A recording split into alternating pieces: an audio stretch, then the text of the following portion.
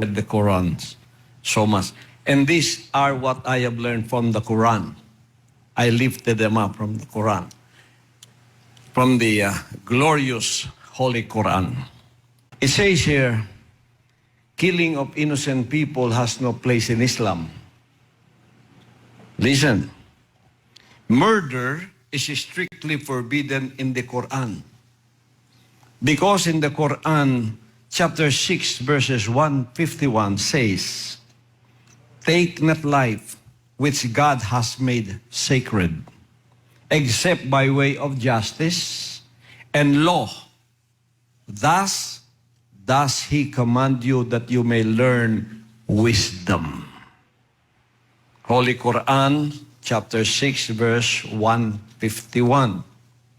And in the Hadith, it states, whoever kills a mu'ahid or a non-combatant, innocent non-Muslims, will not smell the scent of paradise.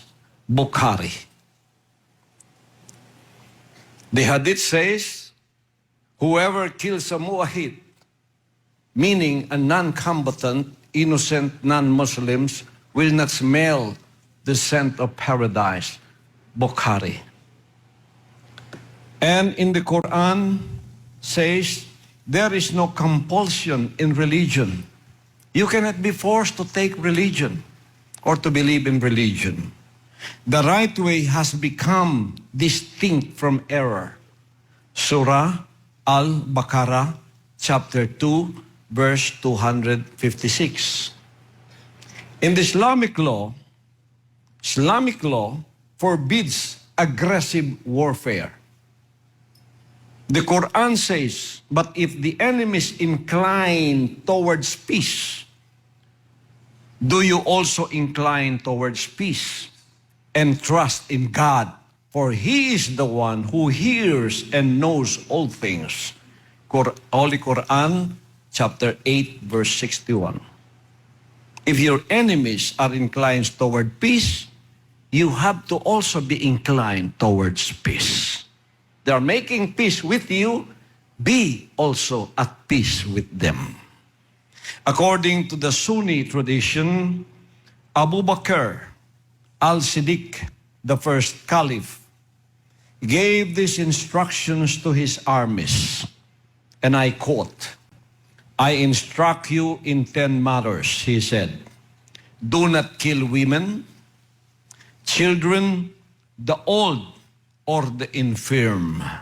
Do not cut down fruit-bearing trees. Do not destroy any town." Malik's Muwatta, Kitab al-Jihad. That's from the first caliph. The Prophet Muhammad, peace be unto him, counseled doing good to those who harm you, and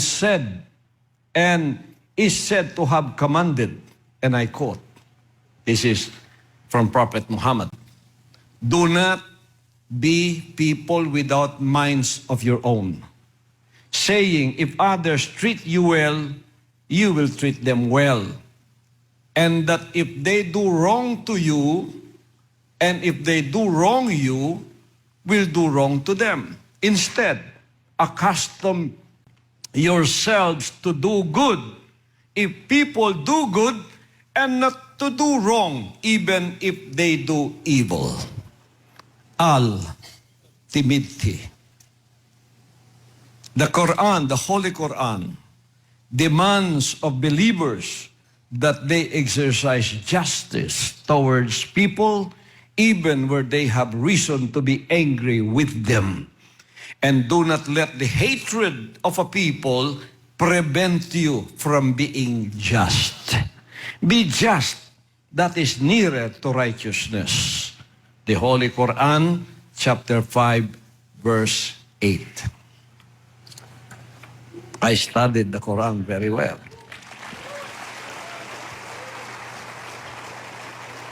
The world is just our staging point for the eternal life to come. Because if each one of us will be assigned the planet. There's so many planets up above. And one is called planet Earth. And this is the staging point in the hereafter, because we will not stay here forever. And if you have proven yourself to be righteous here and do His commandments, then you will go to Jannah, the heavenly Muslims' heaven. This is a staging point for that.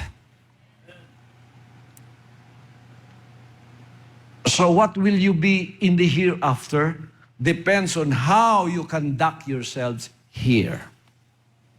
And you know, in my study, violence has no place in Islam. Violence has no place in Islam. This is the reminder of the Qur'an, and I quote, "We made a covenant with you that you shall not shed your blood, nor shall you evict each other from your homes. You agreed and bore witness." Holy Qur'an, chapter 2, verse 84. The traits of the believers are reflected not in violence as understood from these verses. They, and I quote, "they avoid gross sins and vice, and when angered, they forgive. They respond to their Lord by observing prayers or salat. Their affairs are decided after due consultations among themselves, and from our provisions to them, they give to charity. When gross injustice befalls them, they stand up for their rights.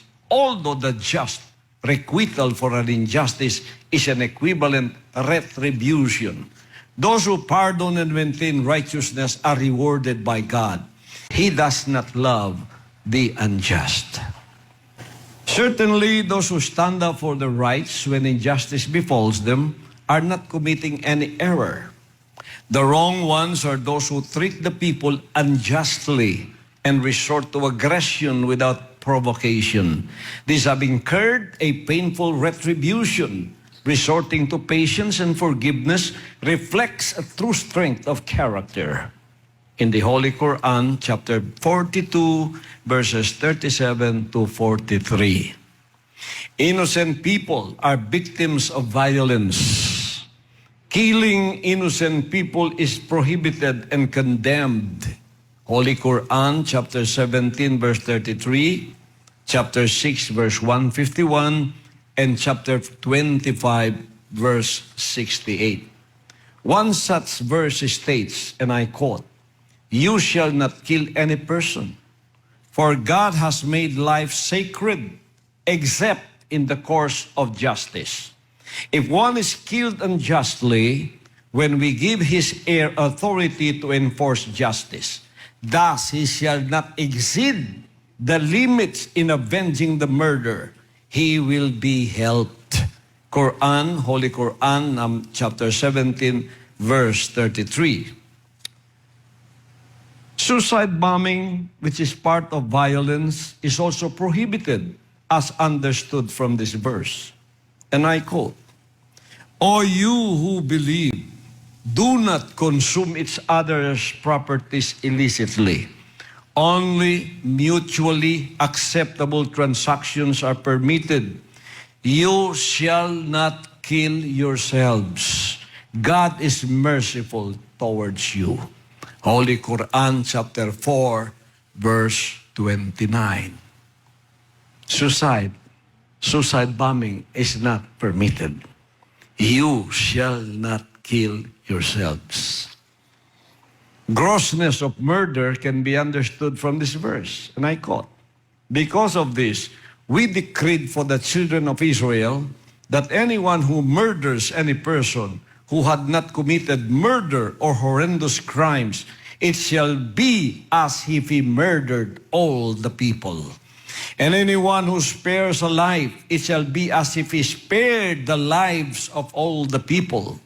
Our messengers went to them with clear proofs and revelations, but most of them, after all this, are still transgressing." Holy Quran, chapter 5, verse 32.